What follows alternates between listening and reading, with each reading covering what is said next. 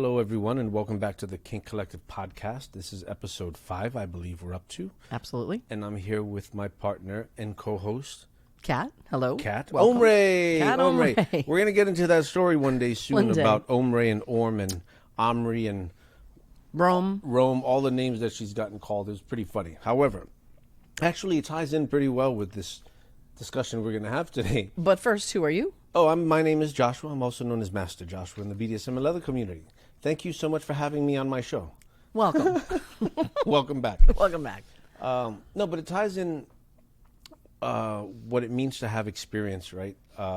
When someone says, I have 15 years of experience, what does that mean? And this topic came up, important topic came up, because there was someone who reached out to us on Instagram earlier this week and had told us about a person that they met online who had bragged about having 15 years of experience, and he sounded like he knew what he was talking about because he would have all the right things to say. And ultimately, this guy ended up over at his place and was injured with a torn hamstring. And it was like, ouch. And, you know, when people get hurt in this lifestyle, when people get injured or cause an injury, whether it's accidental, just through lack of awareness or knowledge,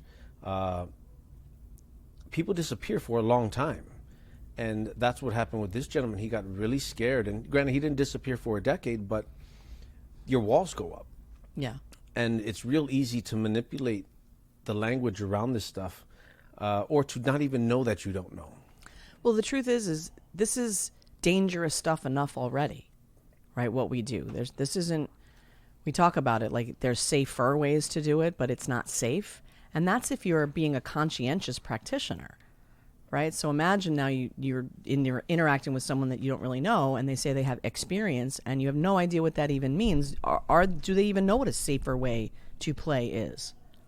Yeah, one of the things I always love harping about is that people die engaging in this stuff, and it's really important that we're aware of the risks and the consequences of these connections and play. Right. The different modalities and what are the ins and outs of being safe around any of them, rope and all the things that we do. And what's our responsibility in all of that? Right? Who dictates our journey? What risks are we willing to take? You know, and at the end of the day, we have to determine if a person has earned access to our time and our body. Right. So what does something like that look like, right? Where does this even start? Where can a person who's just listening to this podcast for the first time say, this is where I'm at, and what are the signs I should be looking for? So where would someone be if they were just starting? So from my experience and what I hear with a lot of my clients talking about is, well, how do we get started? A lot of folks start with the apps, or they'll go out and on websites like FetLife and find events and head out to events, or they'll go to their local leather bars and start there. And while they're all valid and important options to get into the community, we also have a responsibility to be self-aware and to be aware of what it is that we're stepping into. Yeah. There's something called informed consent, or at least being informed of what you're doing, that is a staple of what this lifestyle and journey is. Yeah. And the truth is giving consent requires you to know what it is you're giving consent to.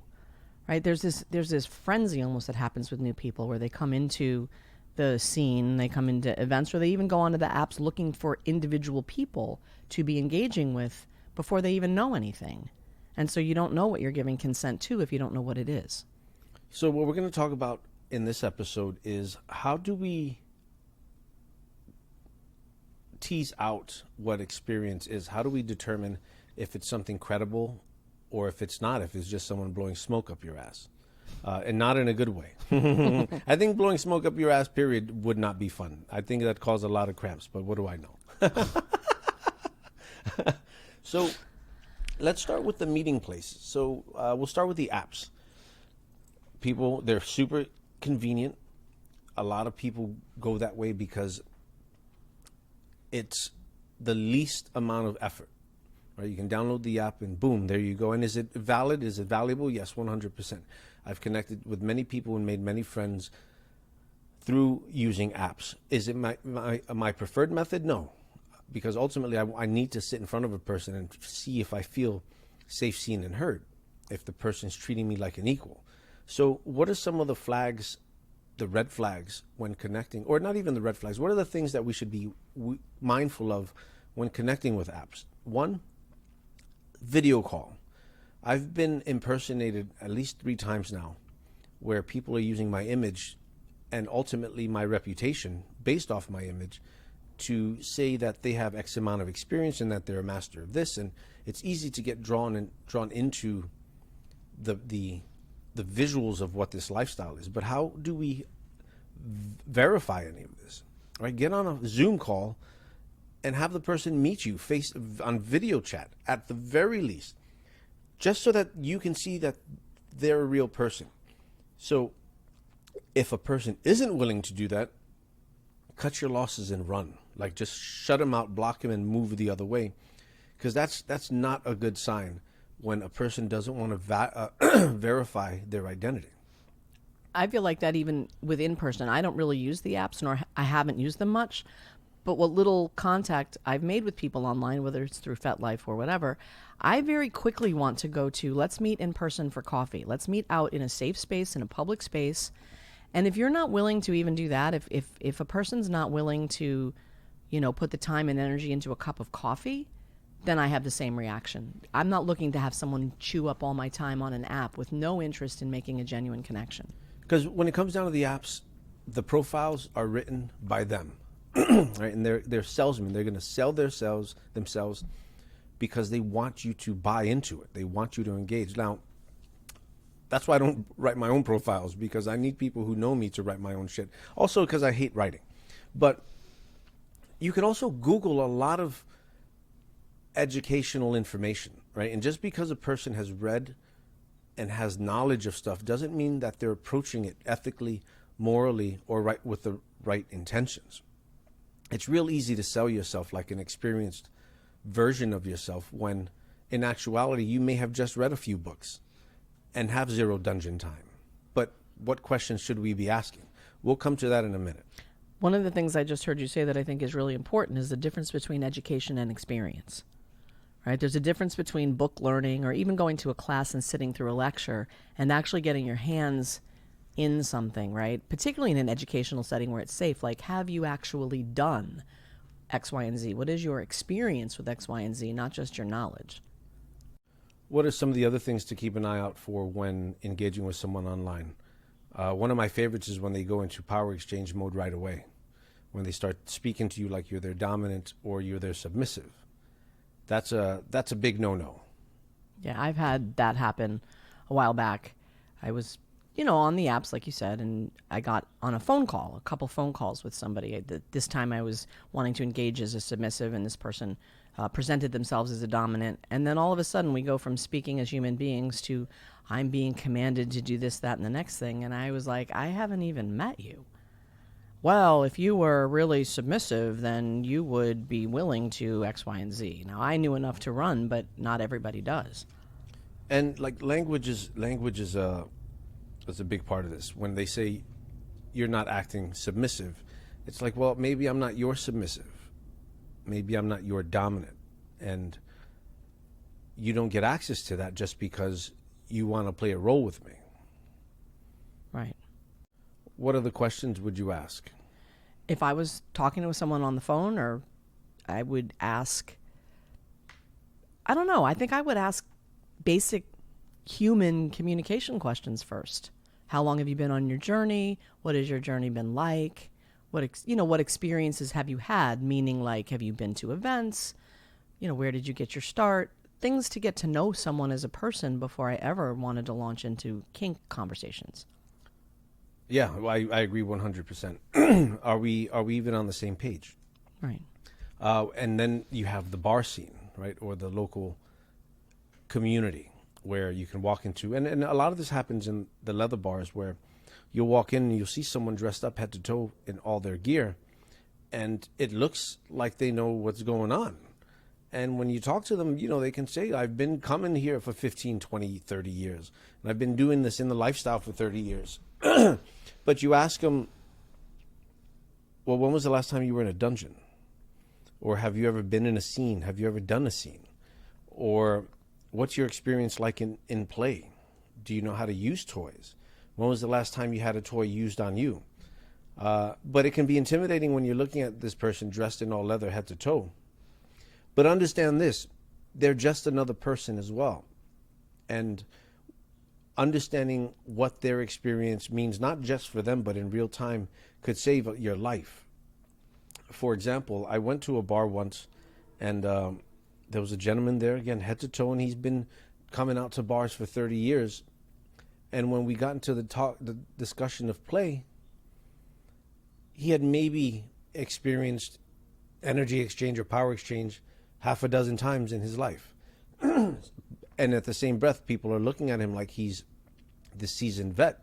It's like, no, dude, you're seasoned at coming to the bars for 30 years. You're seasoned at the hanky code by knowing the people's colors and guessing that you have access to them because they're flagging that way. There's a lot to tease apart culturally when it comes to a phrase, something like, I've got 15 years of experience. Yeah. I know that as a relative newcomer, and I've been a relative newcomer at different stages of my experience and of my journey. When I would go into a space and see someone in leather head to toe, it's sort of intimidating. And it makes me even forget sometimes what kind of questions I should remember to ask. Right? I have a tendency to want to let someone like that lead the conversation, and I have a tendency to let someone like that dictate for me what it is we should be talking about. When, stepping back from that, what I want to encourage people who are in my shoes then is to remember the questions that you just said, and remember that you have a right to show up and ask them regardless of how authoritative they look or they present themselves. And like, what are the flags to watch in those types of spaces, right? What are the bad things to keep an eye out for? Like, if you hear this, walk the other way. Throw a couple in there. What would you say? Well, when someone decides a couple sentences in, they say something like, well, boy, right? They want to immediately put you in your place because they are the dominant, right? Like, that's a red flag to me. Not being able to take no. Right. Exactly. Well, that's not what a real submissive would do, or that's not how a real dominant would act. Yeah, and it's an important point to keep in mind that it happens on both sides. It's not just dominants who say that they have 15 years of experience that need to be vetted. Submissives do the same thing. Yeah. One of the big things for me was when people expect my play, my energy exchange, simply because they identify me as a dom and they're submissive, and now they want me to be their kink dispenser. Yeah. What experience have you had with the submissives we just mentioned? What are those red flags? Some of them for me are when they say that they need a dom, or I'm a true sub. I'm the sub at my heart, and I don't want to do anything but just be told what to do. And it's like, that grinds my gears because it grinds my gears, Family Guy. It's like, how much time have you taken to understand the role that you play in your own journey? Right? What is it that you're looking for? And ultimately, what I'd like us to do is steer people into the areas of education, self-awareness, being able to step into these spaces. While it's accessible, it can be really dangerous. And like we said before, people die doing these types of things. So what do we do to circumvent that stuff? One is, don't rush, right? Come in with an idea and a perspective of equality and witnessing and observing, right? Take your time. Understand that your own education comes first. And I think it's easy. The thing I want to speak to are the people who are new, who get super enthusiastic and learn a little bit and don't know what else it is they don't know and want to run off because they're so excited. Yeah, like a kid in a candy store. Right. And that's both the dominant, the people who want to be dominants, and the people who want to be submissive to someone. It's like, you have to understand where you're standing first. Read books. Self-education is huge. Yeah. Taking classes where you can walk into a space that's neutral and safe, and you're engaging in an educational experience as opposed to strictly an intimate experience where that can be intimidating. Learning the technical aspect of play is important. Whether you identify as the top, bottom, dom, or sub is important. Being able to tell whether the person you're connecting with, say a 15 years experience, actually knows what they're talking about in the experience, as you having educated yourself, knowing what's safe, knowing what's safer, knowing what doesn't work. This person with self-inflated experience starts to do something that isn't safe, you'll be aware of that. Now, not to say it's malicious, but some people aren't well informed from the get-go. They can say, I've done X, Y, and Z to build myself up, but ultimately it's up to you to be able to determine that for yourself. If you feel safe, is this person doing it in a way that helps me feel safe, where I don't have to be worried? One of the things that I think happens for people who identify as submissive or who are taking on the role of bottom is to feel like once I enter into the engagement, in order to be a good, and I use air quotes, submissive, a good bottom, I have to not question, or I have to not criticize, or whatever the word is that happens in your head that makes you feel like you don't have a voice or that you somehow lose your agency. We're all responsible for ourselves, and I think for submissive people, it's important to understand that once you have the knowledge that you're speaking about, the experience, it's important to know when you need to speak up. Yeah. In these educational spaces as well, or the public settings, because it doesn't have to just be an educational space. Let's say there's no classes available to you. If you're meeting with someone for the first time to play, maybe play at a play party or somewhere. Not to say do this in public, like a grocery store parking lot, but find a venue that is supportive to the type of intimate play and connection that you want to engage in, so that you have people around you as a safety net too. Someone who could be watching and say, this person's technique is off, let me inform one of the dungeon monitors or the responsible parties or the host to let them say, hey, look, this person's using a technique that can harm the person they're engaging with. Maybe you want to take a step into that. So it gives a person a little more of a safety net than playing intimately in a private space. Because it's very appealing, but on the flip side of it, it could be harmful. I'm thinking about our listeners that are living in spaces or places where perhaps this kind of event is not so readily available or available that often. And I would say this is where you lean into the don't rush part, right? Like, you really want to play, but maybe you have to wait a couple, 3 weeks for an event that's coming, right? Maybe you live in an area where they don't have events every weekend or even once a month.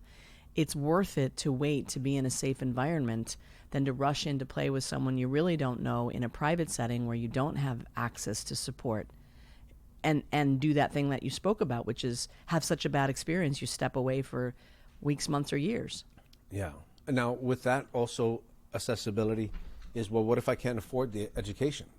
Because we understand that there's a price point for some folks that's just unattainable because that's the way it is. What I suggest is talk to the educators. Just like this person reached out to us through Instagram and said that they were in a situation where they couldn't afford to pay. I said, come, because I'd much rather you get the education and awareness of what is potential in play and what to skirt away from. That way we can save a life, right? We can help this person's journey move forward as opposed to freezing where it's at for the next 10 years. And there are plenty of educators out there who have the same goals that we're speaking of that we have, right? They want people to be educated. Educators don't do what they do because they're making a ton of money. Educators do what they do out of a love of caring for people and educating people, right? So reach out to the educators in your area and express your financial concerns and offer what you can do in exchange. Offer to be helpful. Offer to come early. Offer to stay late. If someone is willing to help you learn, you'd be surprised what you find out there. Scholarships is another one. Different venues, different groups, they have scholarships that you can approach, and they'd be more than happy to give you access to it. But make sure if you're doing that, you're volunteering with the intention of showing up, because that's like the biggest shit kickers, people who want the knowledge but aren't showing up for it. Right. So- Yeah, I mean, in some ways, that I find that scholarships are best, or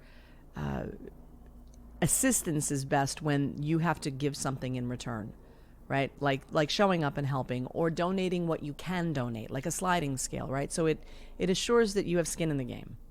Yeah, absolutely. Also, begin the process of introspection. Start learning who you are and what are you looking to experience in this stuff. That looks like counseling, mentorship, education, retreats and intensives that are all throughout the country. Work with a professional. I highly recommend working with a professional who can lay out the groundwork for you to start beginning to understand yourself. Like when we came up with PBK, it was out of frustration of people getting hurt and not being informed enough to have a positive experience. Like, where do I go from here? And it can be intimidating. It can be very intimidating.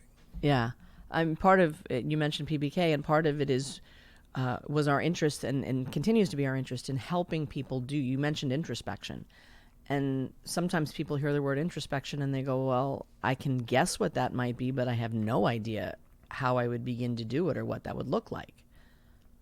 Across the country, there's across the world, there's many avenues of access to getting your foot in the door within this journey. Understanding that knowing yourself is the most powerful tool in this. And in order to do that, you have to put the legwork in. You have to go out there and ask yourself the hard questions. Connect with people that are going to make you get a deeper understanding of yourself. Yeah, I think it comes back to that thing of not expecting the person who says they have more experience than you to necessarily know more than you, right? To be the person who you're going to yield your autonomy to, under the hope that whatever they say is their experience is going to be in your best interest. Yes, I love that. So I'm going to read off some green flags for DOMs and then red flags for DOMs and then same for subs. So green flags for DOMs. They're a good person, right? Dominants don't have to be assholes. They don't have to be bitches, right? But they could be a genuinely nice person, like someone who would help an elderly person across the street, or someone who would hold the door open for you, right? With kind eyes. Yeah, kindness and being polite. There's no reason why a dominant can't be polite. Treating you as an equal is a big deal. Just up front when we're meeting for the first time is, does a person treat me as a sub or do they treat me as an individual? Yes. Right? Or does the person approach me as a dominant or do they treat me as an individual? Well, it's like we like to say in our events, you know, if you show up, you're not a dominant, you're not anyone's dominant, right? Unless you come with someone for whom you are a dominant. Like, you just don't get to show up like, oh, I'm a dominant, therefore, what, that means you have to be a submissive? Yeah, asking you questions is another thing. Like having a decent conversation that isn't about what are you into, Yeah. right? But tell me about yourself. Who are you? As opposed to what are you into? Red flags for DOMs. Jumping straight into DS, like Yeah. the example that you had given. Yeah, or just being disrespectful, or demanding that you be, you know, dominant. People who claim to be dominant show up and start demanding to be spoken to as master before we've had any really conversations to get to that place. Or they become very controlling in their language. Yeah. Or they want you to cut people off. Like, you're talking to me now, you're not allowed to talk to anyone else. Right? Like people who don't, or people who tell you what parties you can go to or what groups you can interact with and who you can't, and they start wanting to control what you do even when you're not with them. Disrespectful, you had mentioned. Yeah. Well, there's a line between speaking with authority for someone and just being disrespectful.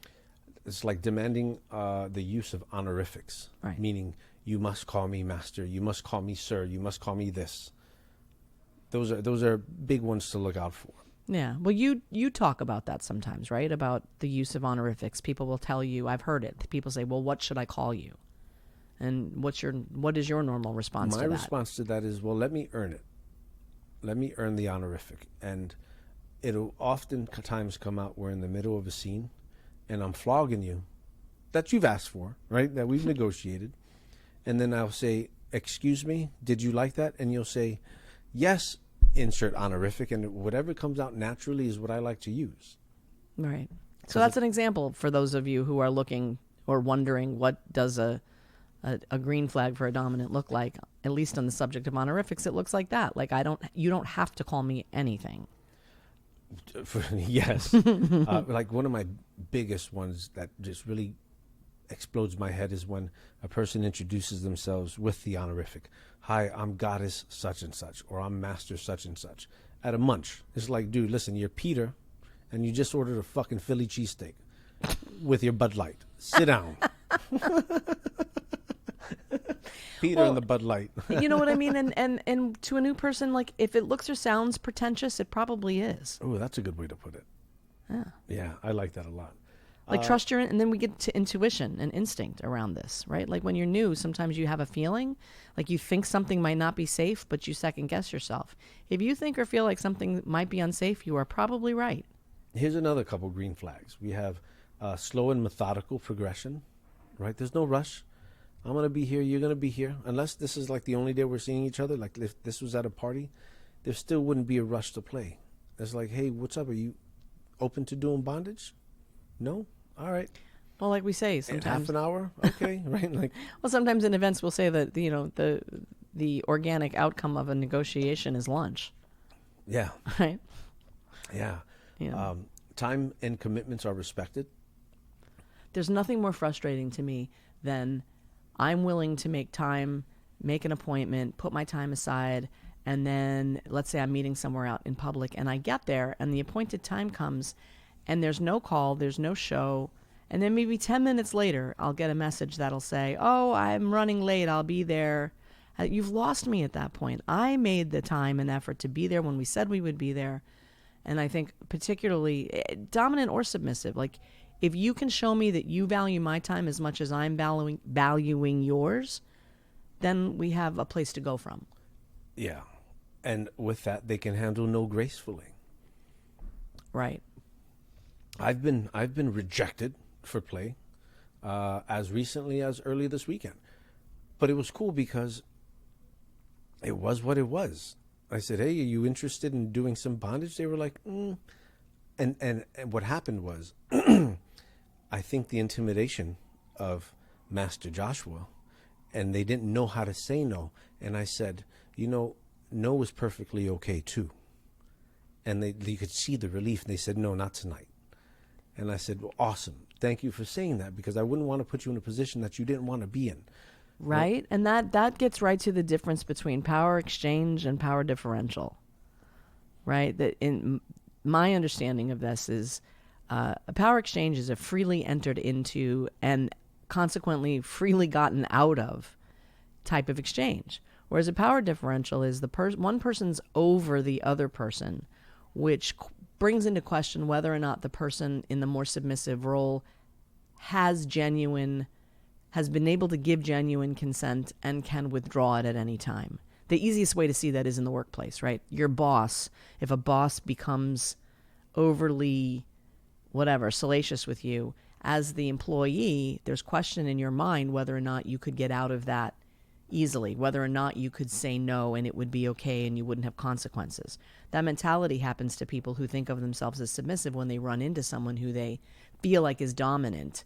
It creates and it's not accurate, but it creates the feeling sometimes that, well, I can't say no. Right? This is a really dominant person. If they want me to play with them, then I should have to say yes.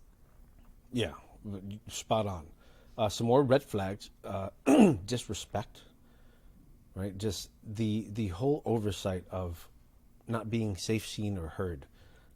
Another one is they begin to demand things with intimidation and manipulation. Right. What's your experience with that? Yeah, I talked about that a little bit ago. I don't have a lot of experience with it, but what I do is around things like I'm trying to meet someone who would be a dominant person to engage with, and they launch right into, well, I need you to, especially when they, as a woman, what you get is all the sexual stuff. Like they want you to take pictures of yourself and send it to them, or they want you to do things that have to do with positions. And we haven't even met in person. Like I don't even know you. Yeah, yeah. One of that we had mentioned is controlling your interaction within the BDSM community, right? Limiting who you have access to and connection to, because God forbid you start thinking for yourself, or you see things that resonate with you that this person isn't doing, that would make you reconsider your connection. Well, and that happens a lot. I think the people who claim to have experience and who are actually not that experienced rely on that kind of fear and intimidation, right? Like if they can keep you from getting educated yourself, then they'll have a shot at keeping you for themselves, or, you know, making you their whatever they want to turn you into, like, you know, but if it has to come through fear and intimidation, then how genuine is it anyway? Yes. So what about the subs? Because it's not just the doms out there. It's not just crazy people being doms, but you have the subs doing the same thing. There's green flags for subs and red flags for subs. Let's hit that list. Let's see. Assertive, as a green flag, assertive communication. They own their experiences and emotions. Yeah. Yeah. I mean, the alternative, the red side of that to me is when I engage with someone and all they want to start doing is talking about their previous experiences and everyone else is wrong. There's no ownership of their own experience. They don't, we all have bad past experiences, but anyone who's doing this kind of work can see what part they had to play. So if someone shows up and there's no ownership of any part they had to play in anything, to me that's a red flag. It's the opposite of what you just said. Yeah. The needing of a dom, like I need someone to guide me. I need someone to control my life. I need a parent. Is that what that tells me?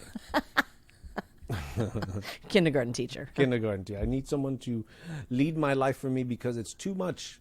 And Yeah. it's like, or I don't want to think. I just want to do. Well, listen, I could do that too.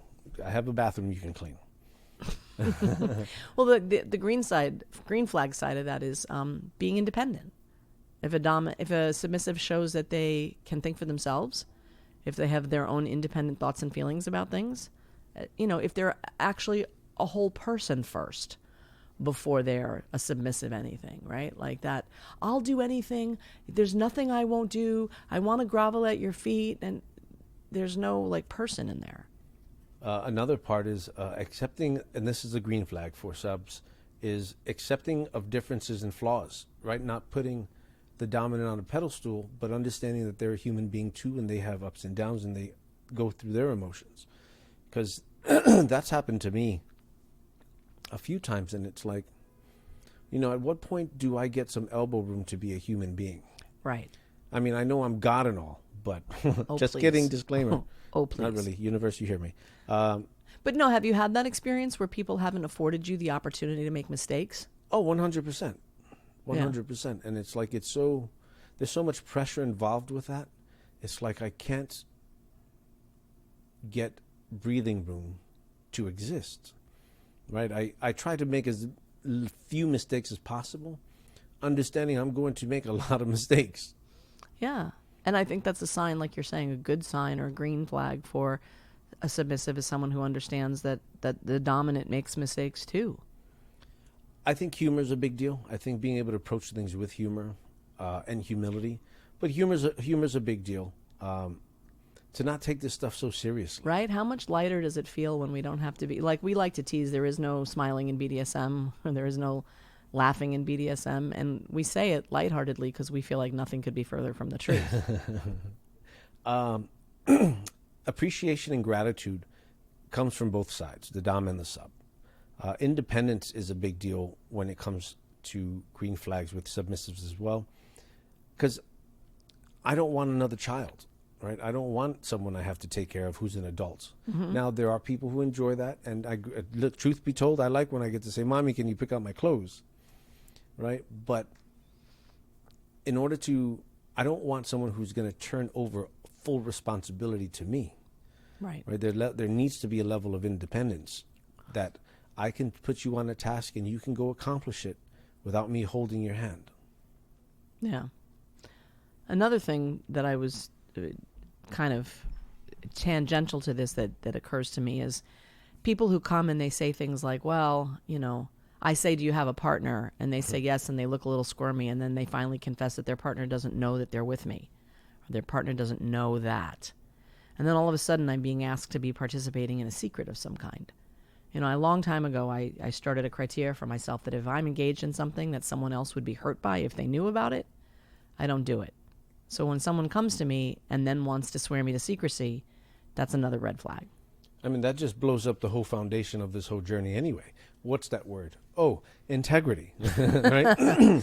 It just totally just assassinates that word if my partner doesn't know. Or another huge flag, and I don't care what people say, is my partner doesn't care what I do, we just don't talk about it. It's like, well, I don't know if I believe that. Like, because I've seen too many don't ask, don't tell relationships that weren't don't ask, don't tell. Right. You got to prove to me that you have a genuine don't ask, don't tell. I need proof of that before I'm going to take you at your word. What does that look like for you? Well, I have a close friend. I've known him for years. And he and his wife genuinely have a don't ask, don't tell.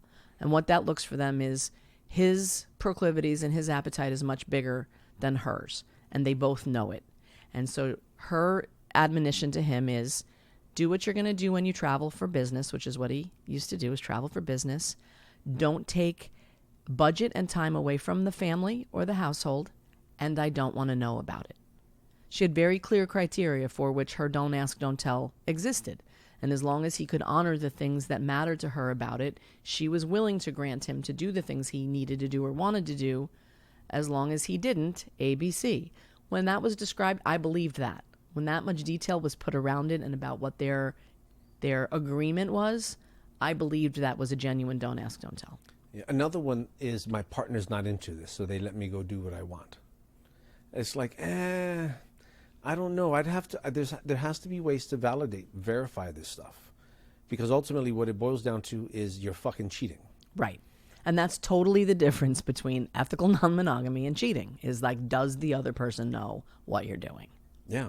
So finding ways to get to the truth around that stuff is pertinent for your own sake, for your own identity within this journey. Because, like, for example, I know someone who is in a relationship with a person, and that person's married, and the only thing that they can say is, well, he's told me his wife knows. And it's like, I want to believe that, but he's still sneaking around and making up reasons to call in sick. Calling in sick to work in order to get away. But the behavior just doesn't match with the words. Right. Like it sounds like you're still sneaking around. Right. And at the end of the day, I have to decide for myself what kind of person do I want to be. What is my level of integrity? What is my level of honesty and transparency? What do those things mean to me, and how do I want to be in the world, regardless of how you are, right? Like you said, someone could come to me and be really interesting to me, and I could be really attracted to want to play with them or whatever. But when they start to talk about some relationship that they're not being honest with, then I have to see myself as, if I'm going to go forward, I'm going to put myself in the position of participating in someone's cheating. Is that who I want to be? Is that how I see myself as wanting to be in the world? And it's easy to want to go to sleep around that. It would be easy for me to say, well, it's not my issue, not my problem. I want to blah, blah, blah. But when faced directly, that's what I would be doing. I would be participating in that. And is that who I want to be? So it's like the solution to all of this is educate yourself, find out what works best for you, but you have to figure out what works best for you. And you don't figure that out in the heat of the moment. A lot of those decisions are knee-jerk reactions, and they can get you into a lot of trouble, up to death. Right? So let's make that clear. The outside penalty is death. Right. So educate yourself in what you're in what you're curious about, so that when you do get into those spaces of opportunity and experience, you're very well informed of what's right, what's wrong, what's safer, and what isn't. And what's right for you. And what's right for you. There's numerous programs and educators around the world. Reach out to them. Reach out to us, and we'll help you find them for your area, because we believe that this lifestyle is accessible for those who are ready for it, for those who are looking to understand themselves, that understand that the responsibility lies solely in their lap. We'll help you. We'll help you find the educators near you so that you can get your hands in it, so that you can start your own journey on the right step and not the wrong step, not being victim to someone else. Thank you guys so much. And as always, you can reach us at kinkcollective.net, masterjoshua.com. And our sole intention is to help people find their way through this journey so that you guys can do it successfully and safely. Saferly, like some people say. Saferly. I like that. I haven't heard that. Saferly is a good way to put it. So thank you for listening. We enjoy having you with us. We love doing these podcasts. We'll see you soon. Yay. See you soon.